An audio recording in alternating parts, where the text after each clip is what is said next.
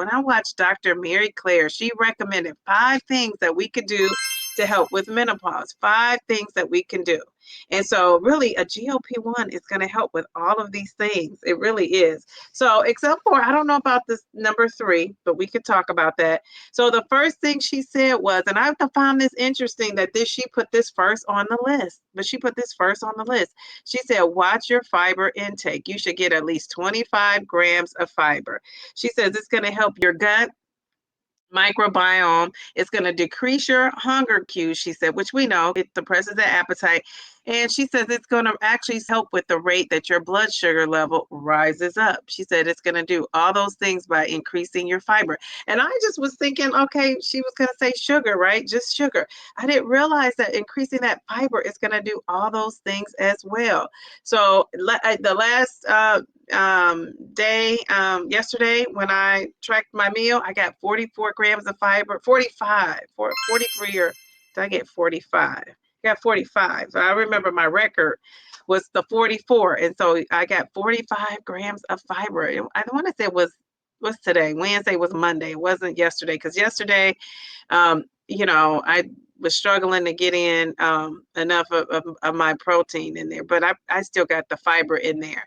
But and it's just because I wasn't hungry. I ate late and ate so late, and then I intermittent fasted too long on Monday, and so that kind of just stopped me from getting everything in there.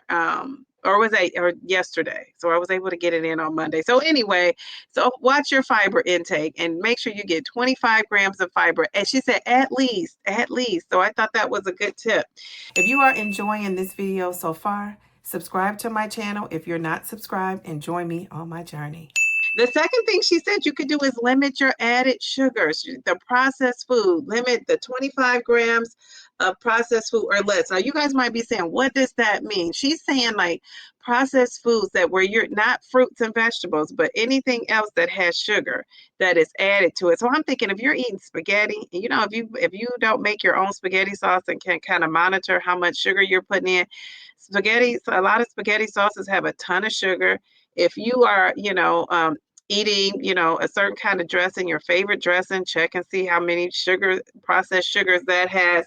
So it's a lot of things that people are getting these extra sugars. She said most people average 100 grams of processed sugars that are in processed foods, and she said you should limit that to 25. So I think that's a clear guideline you could use if you're really somebody who's trying to help with your menopause symptoms. And she said fruit is a yes. Fruit is not included in the sugars because fruits has vitamins and nutrients in it. So not the fruits, but everywhere else you're getting those added sugars, limit those. Number 3, she said prioritize the sleep. And, again, that's something for me, I'm, continuously working on. A lot of women who take the GLP-1, say that that's one of the things that it's affecting, your sleep. So one of the things you could do is, with the sleep is it helps me to have my room dark. It helps me not to have the room so hot. So usually I need to turn on my, heater in the middle of the night because I might get cold because the temperature in my house is sometimes I used to try to keep it on 68 but down 65, maybe sometimes even lower than that. But with the GLP-1 medication, it's gonna make you cold too, so you just kind of have to balance it out. But I'm not having like hot flashes though. It's not a hot flash, it's just the heat's kicking on and I can feel it in the room when it kicks on. So I have to kind of lower that down. So prioritizing that sleep and a good rule of thumb is between 7 and 9 hours of sleep. 8 usually is that magic number.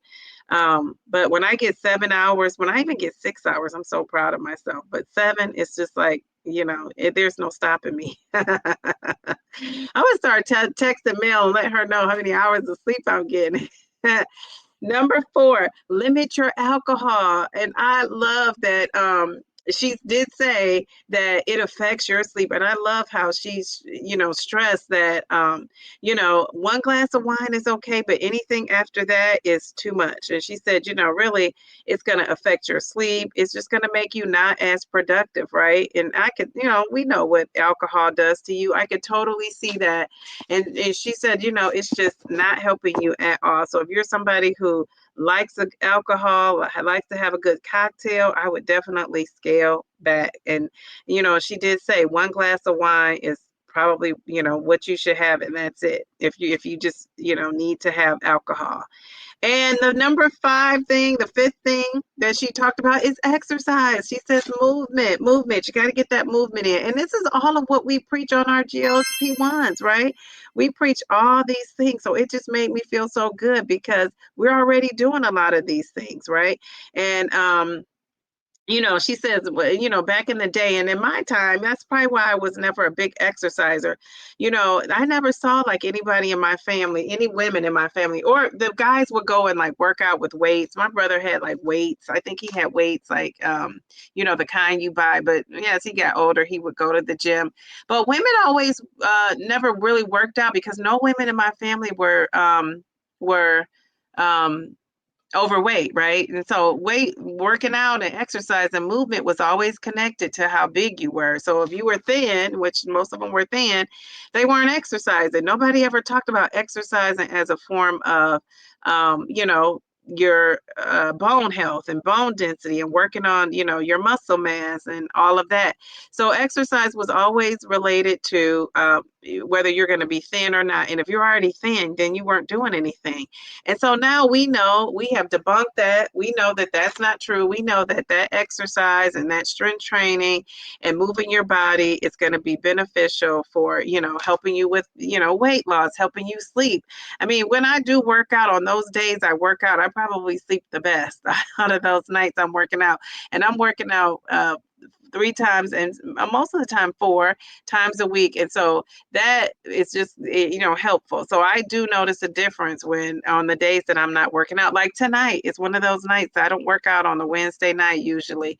So we'll see. But I do take my injection tonight. So we'll see how I sleep, if I sleep like a baby or not.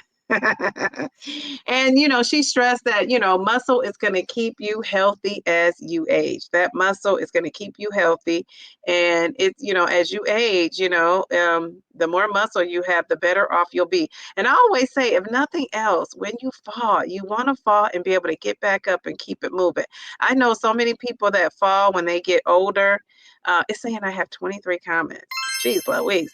I know some people when they say as you get older and you fall. I mean, I know people who've gotten older and have fallen and just they were never the same, never the same.